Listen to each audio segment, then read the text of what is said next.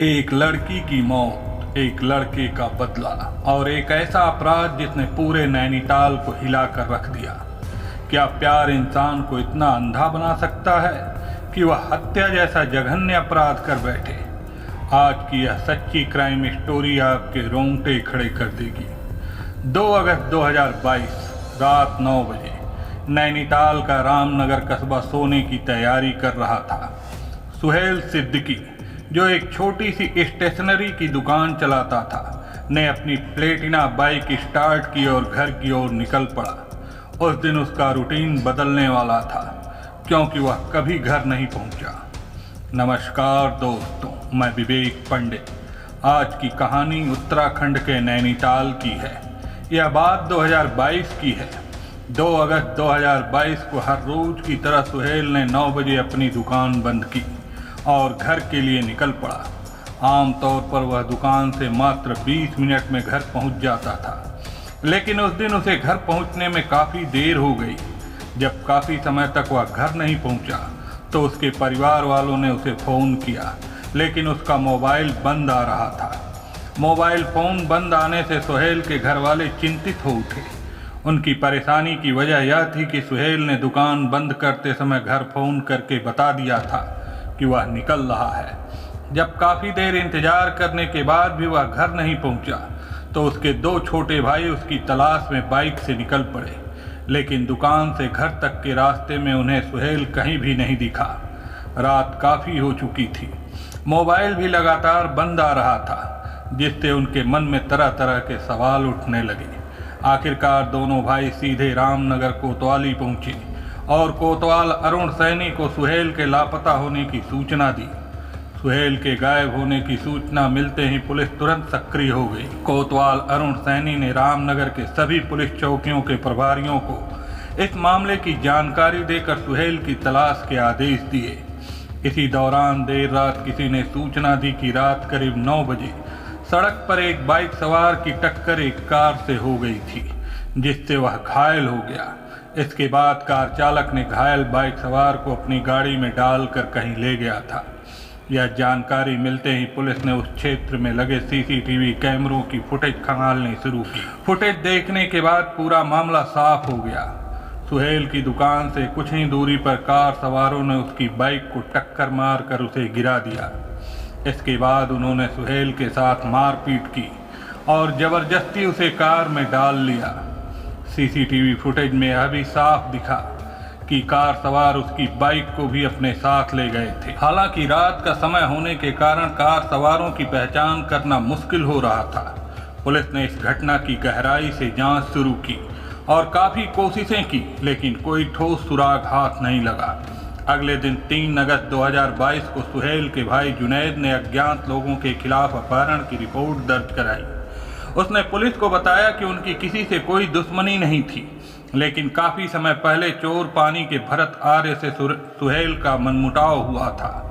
सुहेल के अपहरण की रिपोर्ट दर्ज होते ही पुलिस ने रामनगर के अलग अलग इलाकों में लगे सीसीटीवी कैमरों की फुटेज खंगाली, लेकिन कई कोशिशों के बावजूद सुहेल या कार सवारों का कोई सुराग नहीं मिला। सुहेल का पता लगाने के लिए पुलिस पर चारों तरफ से दबाव बढ़ता जा रहा था। मामले की गंभीरता को देखते हुए कोतवाल अरुण सैनी ने अलग अलग इलाकों में कई पुलिस टीमें तैनात कर दी। पुलिस ने पूछताछ के लिए कई लोगों को हिरासत में लिया। जब इस घटना को 48 घंटे बीत गए तो लोगों का गुस्सा फूट पड़ा। सुहेल की तलाश और न्याय की मांग को लेकर लोग धरना प्रदर्शन पर उतर आए। इस सब के बाद पुलिस के पास एक ही रास्ता बचा था, भरत आर्य से कड़ी पूछताछ करना। सुहेल के घर वाले भी सबसे ज़्यादा उसी पर शक कर रहे थे। हालांकि सुहेल और भरत आर्य के बीच मनमुटाव हुए काफ़ी समय बीत चुका था। इसके अलावा भरत सेना में कार्यरत था और पठानकोट में इस वक्त तैनात था, लेकिन जब पुलिस चोर पानी स्थित उसके घर पहुंची तो वह घर पे मिला। दरअसल वह छुट्टी पर घर आया हुआ था।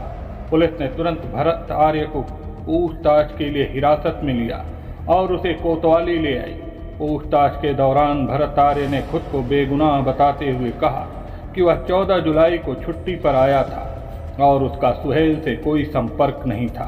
हालांकि पुलिस जानती थी कि अपराधी आसानी से सच नहीं बोलते, इसलिए बिना समय गंवाए भरत आर्य के मोबाइल की कॉल डिटेल्स खंगाली गई। जांच में सामने आया कि 2 अगस्त 2022 की रात 9 बजे उसका मोबाइल घटनास्थल के आसपास एक्टिव था। यह खुलासा होते ही पुलिस को यकीन हो गया कि भरत आर्य सच छुपा रहा था। यह जानकारी मिलते ही पुलिस ने भरत आर्य को कड़ी पूछताछ के लिए दबोच लिया। पहले तो वह टाल मटोल करता रहा, लेकिन जब पुलिस ने सबूतों के साथ सवालों की बौछार की तो आखिरकार उसने अपना जुर्म कबूल कर लिया। भरत आर्य ने बताया कि इस हत्या में उसका दोस्त नारायणपुर मूल्य निवासी दिनेश टमटा भी शामिल था। दोनों ने मिलकर सुहेल का अपहरण किया और उसकी हत्या की योजना बनाई थी। जब पुलिस ने भरत आर्य से सुहेल की लाश के बारे में पूछा तो उसने बताया कि सुहेल की लाश मुरादाबाद के छजलैट थाना क्षेत्र में फेंकी गई थी, लेकिन यह हत्या रात के अंधेरे में की गई थी, जिससे वह सही जगह याद नहीं रख सका। जांच आगे बढ़ी तो रामनगर पुलिस ने तुरंत छजलैट पुलिस से संपर्क किया। वहां से जानकारी मिली कि एक लावारिस प्लेटिना बाइक बरामद हुई है। यह अहम सुराग था। पुलिस ने बाइक की बरामदगी वाली जगह पर जाकर छानबीन शुरू की तो गन्ने के खेत में एक लाश मिली, लेकिन शव का चेहरा पूरी तरह से विकृत था, जिससे उसकी पहचान करना मुश्किल था। आखिरकार बाइक और कपड़ों के आधार पर परिवार ने पुष्टि की कि यह लाश सुहेल की ही थी। पुलिस ने हत्यारोपी की निशानदेही पर हत्या में इस्तेमाल की गई कार, लोहे की राड और सुहेल की बाइक भी बरामद कर ली, क्योंकि सुहेल का शव मुरादाबाद के छजलैट थाना क्षेत्र में मिला था, इसलिए वहीं पोस्टमार्टम कराया गया। पोस्टमार्टम की प्रक्रिया पूरी होने के बाद पुलिस ने शव को सुहेल के घर वालों को सौंप दिया। इस केस के खुलासे के बाद आरोपी भरत आर्य को कोर्ट में पेश कर जेल भेज दिया गया। जेल भेजने के बाद पुलिस ने दिनेश टमटा की तलाश शुरू कर दी और जल्द ही उसे गिरफ्तार कर लिया। पूछताछ के दौरान दिनेश ने अपना अपराध कबूल करते हुए बताया कि इस साजिश में चोर पानी निवासी योगेश बिष्ट उर्फ यूवी बिष्ट और मनोज सिंह उर्फ मुन्नू नेपाली भी शामिल थे। इस खुलासे के बाद पुलिस ने तुरंत कार्रवाई करते हुए तीसरे आरोपी योगेश बिष्ट और चौथा आरोपी मुन्नू नेपाली को भी गिरफ्तार कर लिया। इन सब की गिरफ्तारी के बाद जो कहानी निकलकर सामने आई वो ये थी। नैनीताल जिले में एक प्रमुख कस्बा है रामनगर। इसी कस्बे में स्थित है चोर पानी बुद्ध विहार कॉलोनी। इसी कॉलोनी में हरीश राम अपने परिवार के साथ रहते थे। पेशे से लुहार हरीश राम के 5 बेटे थे, 2 बेटियां और 3 बेटे। अपनी मामूली आमदनी के बावजूद वह लुहारी का काम करके जैसे तैसे अपने परिवार का गुजारा चलाते थे और अपने बच्चों की परवरिश कर रहे थे। हरीश राम ने अपने 2 बच्चों की शादी कर दी थी। अब उनकी बेटी पूजा और बेटे भरत आर्या की बारी थी। पूजा और भरत दोनों ने इंटरमीडिएट की परीक्षा पास कर ली थी, लेकिन इसके बाद हरीश राम ने पूजा की पढ़ाई छुड़वा दी। भरत आर्य बचपन से ही सेना में जाने का सपना देखता था। हरीश राम की लोहारी की दुकान के पास ही सुहेल सिद्दीकी ने कई साल पहले एक स्टेशनरी की दुकान खोली थी। सुहेल का परिवार रामनगर शहर में रहता था। वह 5 भाइयों में तीसरे नंबर पर था। घर की आर्थिक स्थिति को देखते हुए भरत आर्य ने सुहेल की स्टेशनरी की दुकान पर काम करना शुरू कर दिया। इसके साथ ही उसने सेना में भर्ती होने की तैयारी भी शुरू कर दी।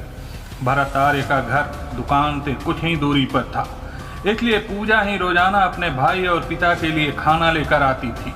पढ़ी लिखी और खूबसूरत पूजा जब भी दुकान पर आती तो अक्सर सुहेल के काम में मदद करने लगती। अब सुहेल की नज़रें हर वक्त पूजा का पीछा करती थी। शुरू में तो पूजा ने इस बात को नज़रअंदाज किया, लेकिन धीरे धीरे उसे सुहेल की नीयत समझ में आ गई। पूजा समझदार लड़की थी। उसे पता था कि सुहेल मुसलमान है और अगर वह उसके करीब आई तो लोग तरह तरह की बातें बनाएंगे, लेकिन जब दिल किसी के लिए धड़कने लगे तो सही गलत की समझ कम होने लगती है। पूजा के साथ भी कुछ ऐसा ही हुआ। सुहेल ने शादी के बड़े बड़े सपने दिखाए तो पूजा भी उन सपनों में खोने लगी। उसने सुहेल पर आंख मूंद कर भरोसा कर लिया और उसके साथ जिंदगी बिताने का मन बना लिया। जब पूजा के घर वालों को उसकी इस दीवानगी का पता चला तो उन्होंने उसे समझाने की बहुत कोशिश की, लेकिन पूजा पर इसका कोई असर नहीं हुआ। भरत अपनी बहन को बचाने की कोशिश कर रहा था, लेकिन पूजा तो सुहेल के प्यार में इस कदर डूबी हुई थी कि उसे भाई की बातों में भी दुश्मनी नजर आने लगी। सुहेल ने पूजा को इतना भरोसे में ले लिया था कि वह उसकी हर बात मानने लगी थी। एक दिन स्टेशनरी का सामान लाने के बहाने पूजा को होटल के कमरे में वह ले गया।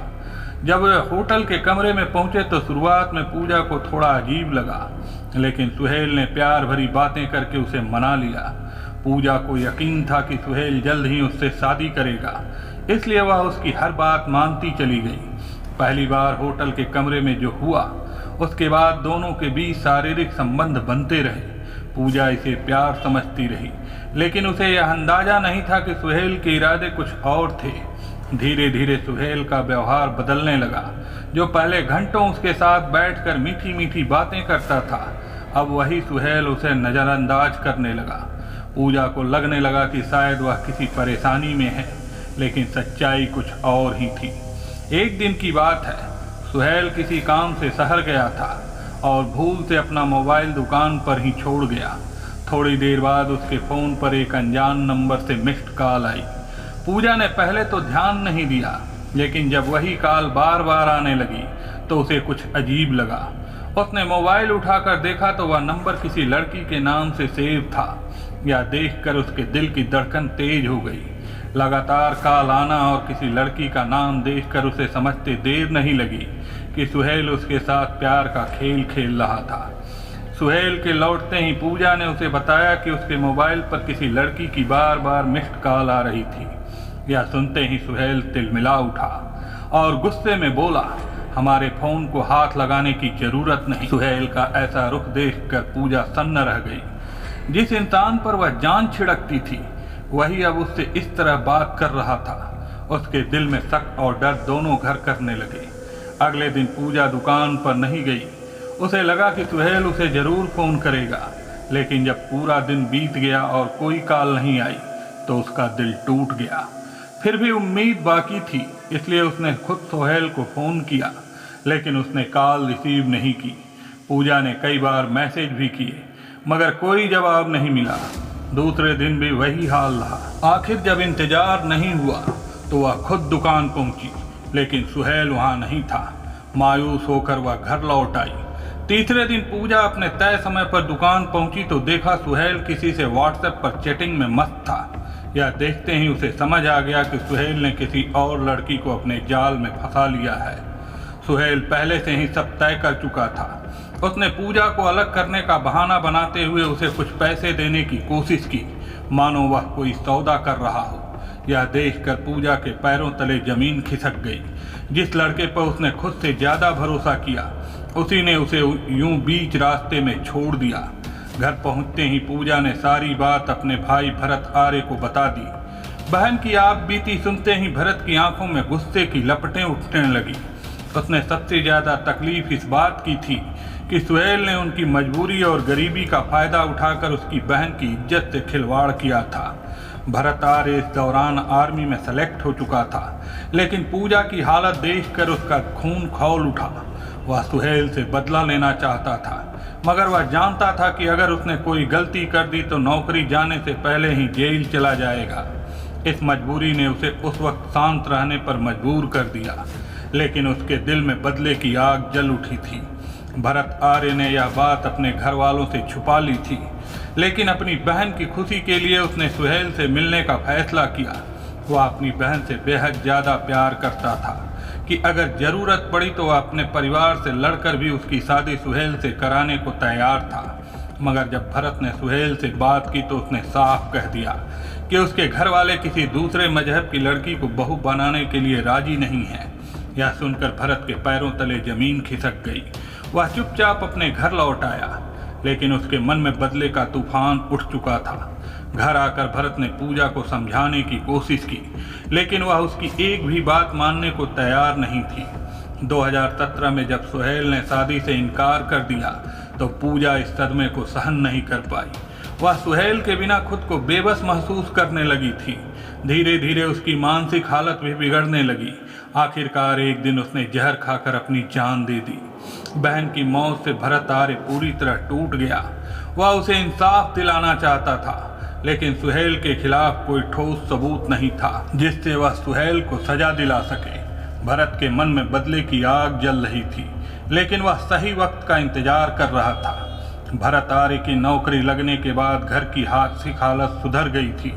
बड़ा भाई वन विभाग में फॉरेस्ट गार्ड बन चुका था, जबकि छोटा भाई भी आर्मी में भर्ती हो गया था। 14 जुलाई 2022 को भरत आर्य 1 महीने की छुट्टी पर घर आया हुआ था। एक दिन वह अपने पिता हरीश राम की दुकान पर बैठा था कि अचानक सामने से सुहेल सिद्दीकी आ गया। सुहेल अब भी अपनी आदतों से बाज नहीं आया था। उसने भरत को देखकर मजाक उड़ाने की कोशिश की। सुहेल की बात सुनते ही भरत का खून खौल उठा। बरसों से अंदर दबा गुस्सा बाहर आने को तैयार था। शाम को भरत आर्या के दोस्त उससे मिलने घर आए। खाने पीने के बाद बातों बातों में भरत ने अपनी परेशानी उनके सामने रखी। दोस्तों ने उसकी बात सुनी और पूरा साथ देने का भरोसा दिया। वहीं बैठकर सुहेल को सबक सिखाने की योजना बनी। भरत ने यकीन दिलाया कि अगर मामला पुलिस तक भी पहुंचा तो सारे खर्चे वही उठाएगा। फिर 2 अगस्त 2022 को सबने मिलकर सुहेल के लिए मौत की स्क्रिप्ट लिखी। योजना के मुताबिक भरत के दोस्त दिनेश टमटा, योगेश सिंह और मनोज सिंह एक आल्टो कार लेकर कोर्ट रोड की तरफ नहर के किनारे खड़े हो गए। सुहेल रोज रात 9 बजे अपनी दुकान बंद करके घर जाता था। दिनेश ने जाकर उसकी दुकान के पास रेकी की। देखा कि सुहेल दुकान बंद करने की तैयारी कर रहा था। थोड़ी देर बाद जैसे ही सुहेल अपनी प्लेटिना बाइक लेकर घर के लिए निकला और कार के सामने आया, वैसे ही योगेश ने पूरी ताकत से कार उसकी बाइक में ठोक दी। टक्कर लगते ही सुहेल बाइक समेत नहर की पटरी पर जा गिरा। उसके सिर में गहरी चोट आई, लेकिन फिर भी उसने संभलने की कोशिश की। तभी भरत आर्य के दोस्तों ने कार से लोहे की राड निकाली और उसके सिर पर ताबड़तोड़ वार कर दिए। कुछ ही पल में सुहेल की मौके पर ही मौत हो गई। इसके बाद चारों दोस्तों ने सुहेल की लाश उठाकर कार में डाली और काशीपुर होते हुए ठाकुर द्वारा कर्णपुर मार्ग से होते हुए थाना छजलैट के जंगलों में पहुंच गए। पहचान मिटाने के लिए सुहेल का मोबाइल, आधार कार्ड और पर्स तेज बहाव वाली नहर में फेंक दिया गया। उसकी बाइक भी सड़क किनारे चाबी सहित छोड़ दी गई। फिर कुछ किलोमीटर आगे जाकर गन्ने के खेत में लाश फेंकी। पहचान छिपाने के लिए शव के चेहरे पर पेट्रोल डालकर आग लगा दी गई ताकि कोई उसे पहचान न सके। काम निपटाने के बाद सभी कार से रामनगर लौट आए। मामले की जांच में पुलिस ने चारों आरोपियों को गिरफ्तार कर लिया और उन पर भारतीय दंड संहिता की धारा 302 हत्या, 364 अपहरण और 201 सबूत मिटाने के तहत केस दर्ज कर लिया। अब यह मामला अदालत में चल रहा है। पुलिस ने अपनी चार्जशीट दाखिल कर दी है और अभियोजन पक्ष ने सबूत भी पेश कर दिए हैं। भरत आर्य और उसके दोस्तों पर हत्या, अपहरण और सबूत मिटाने के आरोप लगे हैं। अदालत में सुहेल के परिवार ने सख्त सजा की मांग की है, जबकि भरत आर्य के वकील उसे बचाने की कोशिश कर रहे हैं। सुहेल की सबसे बड़ी गलती यह थी कि उसने पूजा से किए गए वादों को नहीं निभाया। उसने उसे भरोसा दिलाया था, लेकिन बाद में अपने शब्दों से मुकर गया। इससे पूजा बहुत आहत हुई। अगर सुहेल पहले ही स्पष्ट कर देता कि वह चाहता क्या है तो स्थिति इतनी बिगड़ती ही नहीं। भरत को गुस्से में आकर कोई गलत कदम नहीं उठाना चाहिए था। अगर उसने कानूनी तरीके से सुहेल के खिलाफ कार्रवाई की होती या उसे समाज के सामने बेनकाब किया होता तो पूजा को न्याय मिल सकता था और उसकी खुद की जिंदगी भी खराब नहीं होती। सही रास्ता यह होता कि भरत पूजा को भावनात्मक सहारा देता, परिवार के साथ मिलकर उसे इस स्थिति से बाहर निकालने की कोशिश करता और कानून की मदद से न्याय दिलाने का प्रयास करता। प्यार में अंधा होकर गलत फैसले न लें। समझदारी से सोच समझकर और सही समय पर सही फैसला करें। किसी भी रिश्ते में पूरी तरह भरोसा करने से पहले व्यक्ति के बारे में पूरी जानकारी कर लें। अगर किसी रिश्ते में समस्या हो तो इसे छुपाने की बजाय अपने माता पिता या बड़े भाई बहन से चर्चा करें। अगर किसी ने धोखा दिया है या अन्याय किया है तो गुस्से में खुद कुछ करने के बजाय कानूनी मदद लें। जब किसी व्यक्ति का व्यवहार अचानक बदलने लगे तो सतर्क हो जाएं और स्थिति को गंभीरता से लें। हमारा उद्देश्य यह है कि लोग इन घटनाओं से सीखें और गलत रास्तों पर चलने से बचें। यह कहानी एक अहम चेतावनी है जो हमें बताती है कि जीवन में सही फैसले लेना कितना जरूरी है। हमें मिलकर एक बेहतर समाज बनाने की कोशिश करनी चाहिए जहां प्यार और ईमानदारी की अहमियत हो। ऐसी सच्ची घटनाओं और उनसे मिले संदेशों के साथ मैं फिर लौट कर आऊँगा। तब तक के लिए सुरक्षित रहें, सतर्क रहें और याद रखें कि हर कदम सोच समझ कर उठाएं। धन्यवाद।